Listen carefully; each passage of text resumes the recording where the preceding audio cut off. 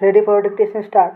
Sir, yesterday I was making a point that so far as the present bill is concerned, it tries to make the nomination a simpler procedure than what was obtaining under the old act. The only difference in is this, as I said in the beginning, after the last general elections, it was found that in certain area there were a number of applications which were rejected on the ground that the nominations that were filled were not found in order. Therefore, there was a feeling at one time that we might provide for some procedure by which that matter could be taken to some independent authority. That was the proposal made by the select committee which was appointed in respect of the former bill which was introduced in 1953 and ultimately withdrawn. However,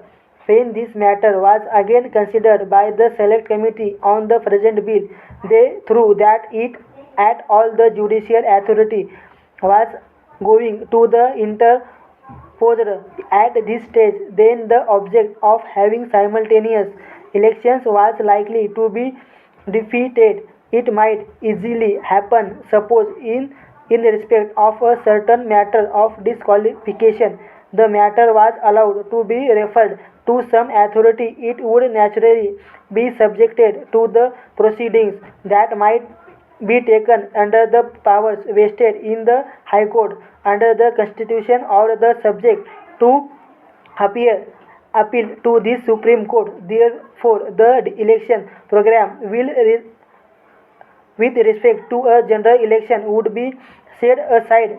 Ultimately, it was through that the best way to deal the problems would be try to and eliminate as many chances a improper acceptance of applications as possible on the members will find that the question of nomination for candidate is now made nomination paper being rejected because it was been laid down in the act itself that the returning officer and correct if there is a mistake with respect to the number or some such technical mistake. As I said yesterday, we have removed the restriction as to the number to which one voter may subscribe, and the only thing that is now required is that there should be somebody to propose the name of certain other persons. There was also a proposal by some honorable members of this house at of this house that we might do away with the proposal also. Para.